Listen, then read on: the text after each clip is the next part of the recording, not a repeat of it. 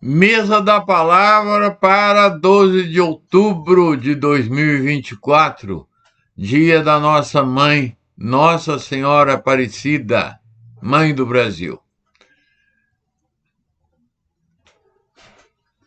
A mulher bondosa, além dos filhos que gerara, sentiu no coração o apelo de criar outros mais.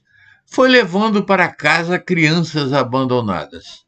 Cuidava delas com todo o carinho materno do qual era capaz. Sua casa, com aquele tanto de gente, era constante serviço. Mas mesmo cansada, sentia-se feliz, amando cada um deles como se fosse o único. Tantas bocas para alimentar, tanta gente para cuidar, e ela, ajudada pelas crianças já maiores e alguns voluntários, dava conta de tudo.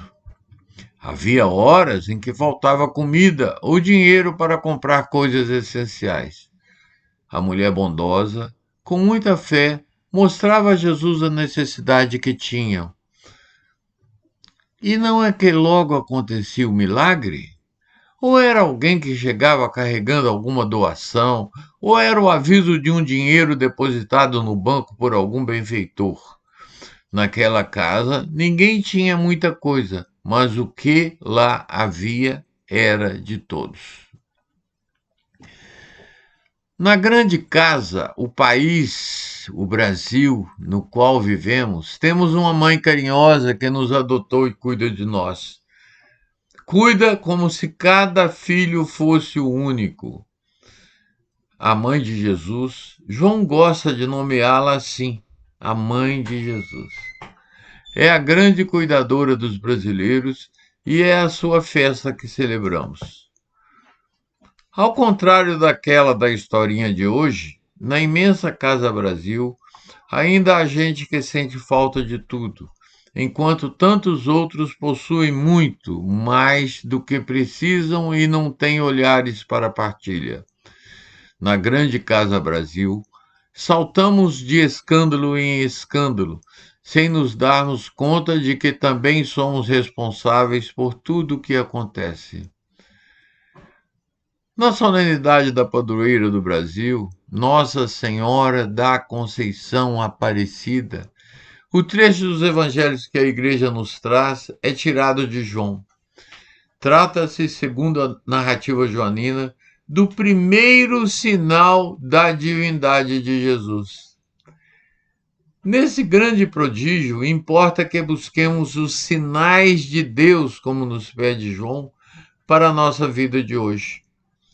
Há muitos, eis que o texto é riquíssimo. Dentre esses, proponho a vocês 4 pontos de reflexão. Primeiro, a narrativa das bodas de Caná é muito mais cristológica do que mariana, e isto é bem interessante para o que pretendo lhes chamar a atenção. Para que adquira sentido concreto, a participação de Maria em nós precisa estar sempre ligada ao Cristo. A mãe é aquela que nos leva e nos coloca junto ao Filho. Maria está a serviço de Jesus, trazendo para perto dele os filhos que estão abandonados nas ruas distantes.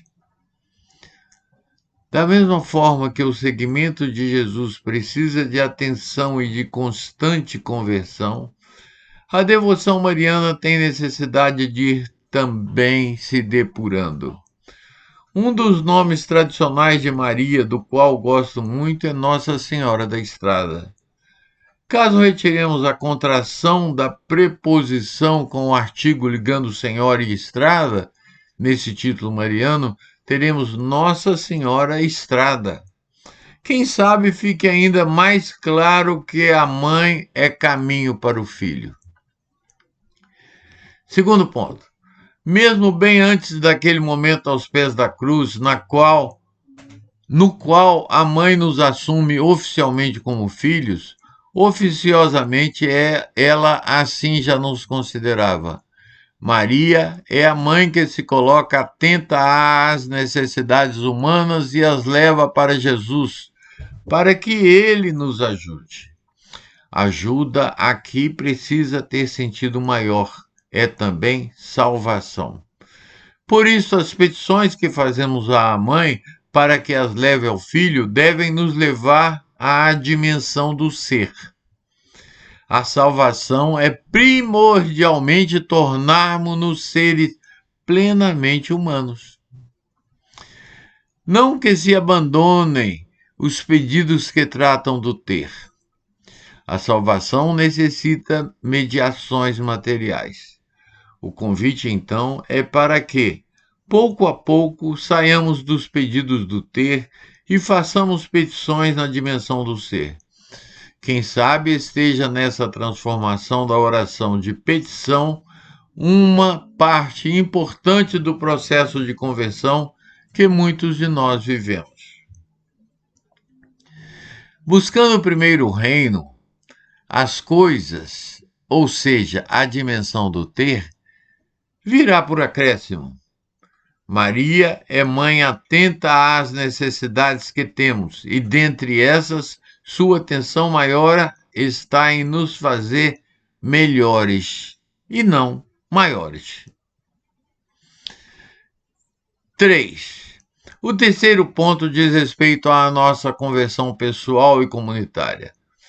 Qual é a água da minha vida que a Mãe Maria, atenta que é às minhas necessidades, está pedindo para que traga e apresente diante de Jesus? Apresente para que seja transformada no vinho da minha salvação. Que águas acumulo e não me saciam a sede e nem são capazes de me lavar?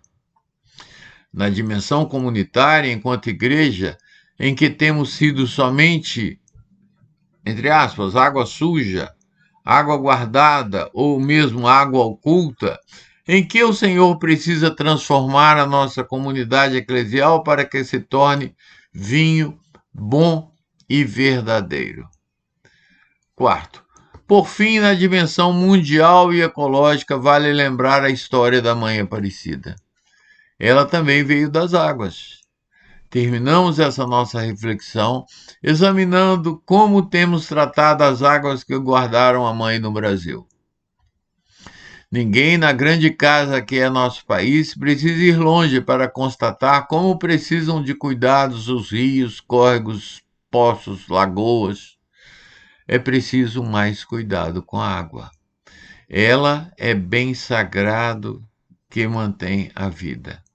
A água é presente que recebemos de Deus e deveremos passar limpa, gostosa, para que dela o Senhor possa continuar fazendo vinho da salvação para a humanidade.